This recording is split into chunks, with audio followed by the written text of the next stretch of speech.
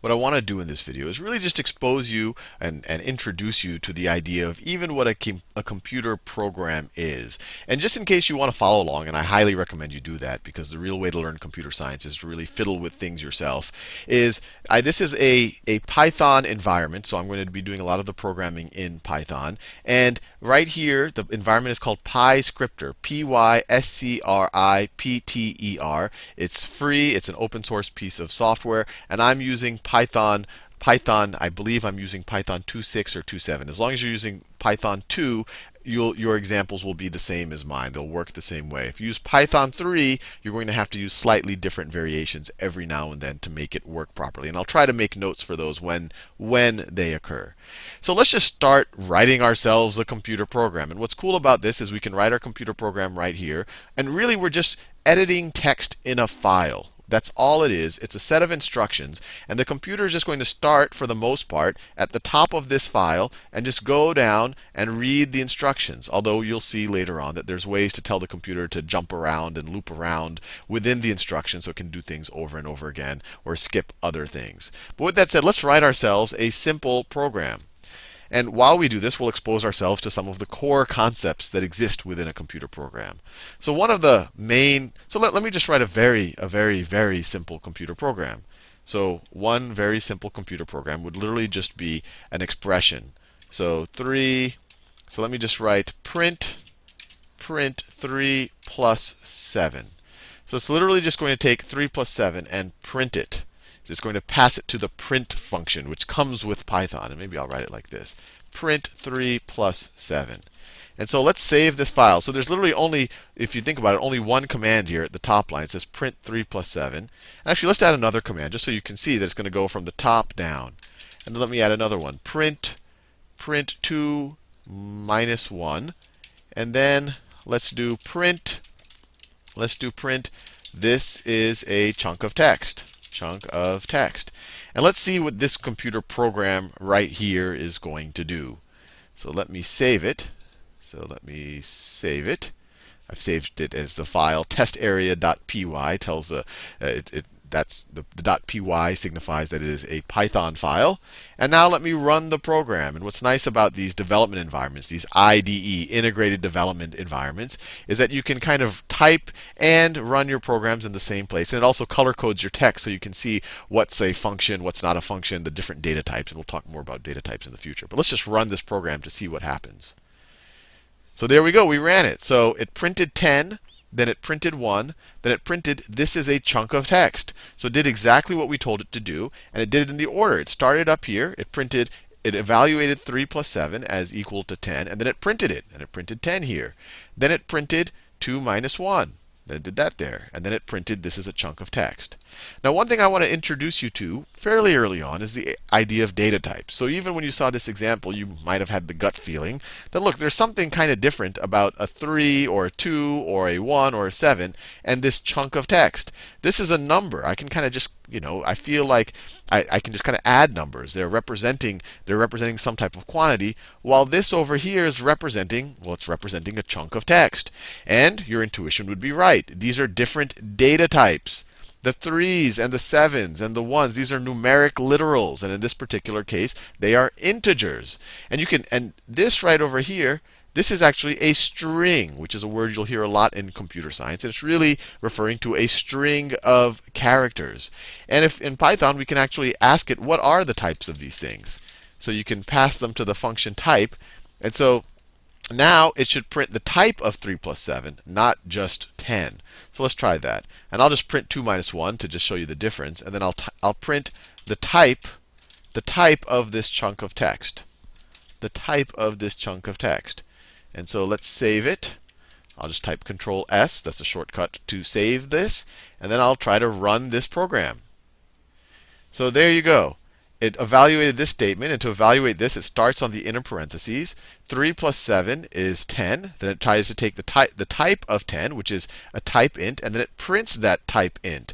And you see it right here. It says type int. Int is short for integer. Then it says print 2 minus 1. It does that on this line right here. It prints 1. And then it prints the type of this whole thing right over here. So instead of printing it itself, it just printed its type. And its type is a string. Now, the next thing I want to introduce you to as we just fiddle our way experimenting with programs is the idea of a variable. Because one of the things is we're going to want to kind of store these things in different places. And as we'll learn in future videos, in Python it's more of like we want to have labels on these things. And the labels can change. But let's see, or we could put them in different types of labels. So let's write a completely different program over here, and I'll do it using variables. So and what's cool about Python, or some people don't like it, is you can put any type of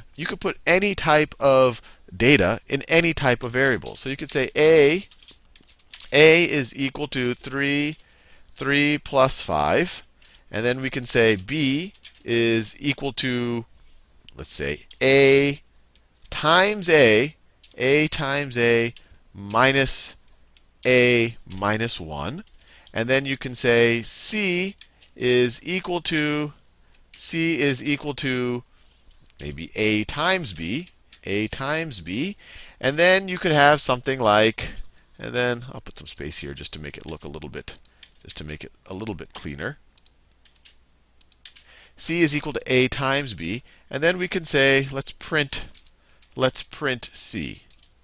Let's print C. And so if you want, you can go ahead and try to figure out what C is going to look like, or we could just run this program. So let's run the program first, and then we can go back to see that it actually did the right thing. So I'm just going to save this program, and now I'm going to run it. Well, I got 440 for C. So let's see if that makes sense. So 3 plus 5 is 8. And so the label A will refer to 8. So any place in the program, until we redefine A, anytime you use A, it's going to say, well, A is an 8. A is referring to 8. So when you go down over here and we're defining B, it'll say, OK, A times A. And it uses order of operations. So in order of operations, you do your multiplication first. And so A times, especially when you're comparing it against subtraction. So A times A, that's going to be 64. And then we have 64 minus A. So 64 minus 8 is 56. Minus 1 is 55. So B is 55. And then C is going to be A, which is 8 times 55. And 8 times 55 is indeed 440. So it all worked out. And so maybe you want to you define these things and you want to see what happens when you get different A's. And you can try that out. You can just change what happens here for the different A's. So maybe we'll have A is equal to, let's make it equal to -6. Now let's run our program and see what happens. We get -246. And you can verify it for yourself. You go line by line and have these variables refer to what they're defined to be referring to, and see if you get this response right over here. Now, if programs were just a bunch of commands that you just always go straight through, you wouldn't be able to do really interesting things. And so to do really interesting things, you're going to start seeing things like conditionals and loops. And a conditional and a loop is something like, let's do it like this. So I'll just leave that stuff over there. And we'll say if A is less than 0, maybe we will print C. And if or else print, let's print, otherwise we'll print C minus, otherwise we will print C minus A. So this is interesting. And you might already have a gut for what's going to happen here, but let's save it. And it's amazing how much you can get done with just these conditionals. So this is saying if A is less than 0, do this. Otherwise, if A is not less than 0, do this over here. So notice we're not just going to go straight down. Depending on whether A is less than 0 or not, it's going to either execute this line or it's going to execute this line. And the way that Python knew to only execute this line if A is less than 0 is it's indented here. And the indent, it's part of this clause. And the way it knows that there are new clauses forming right here is this colon right over here. And then the way to know what to execute if none of this happens, if A is not less than 0, it's within this else clause. And if you want to do something else after this, regardless of whether A is less than 0 or not, you just take it out of the clause by getting rid of the indentation. So now we can just print, we are done with the program. Actually, let's add some other stuff in this clause. So let's print here a is less than 0. So notice, this is not going to be evaluated. We have this inside of a string, so it's just going to print that thing. And then over here we'll say print a is not less than 0. So this is an interesting program, and let's just run it now. All right, let's hope it runs. All right, so I saved it, and now let's run the program. And it says it printed a is less than 0. So we could scroll up a little bit. It printed, so this is, we ran the program. It printed a is less than 0. So it shows that we're inside of this clause. And this is, so it printed this. Then it printed c, which is negative 246. It does not execute this, because this needed to be executed only if a is not less than 0. But then it breaks out of that clause and it prints this no matter what. We are done with the program. And let's just change a to try to see if we can get this other clause to print. So let's make a greater than 0. So let's make a equal to 9. And now let's run the program. Now let's run the program. And so there, a is 9. So it says, is a less than 0? Well, 9 isn't less than 0, so it's not going to execute this. It's going to go to the else clause. And so it's going to print a is not less than 0, which it did over here. Then it printed c minus a. It printed c minus a, which is 630. Then it breaks out of that clause, and regardless of whether a is less than 0 or not, it prints, we are done with the program.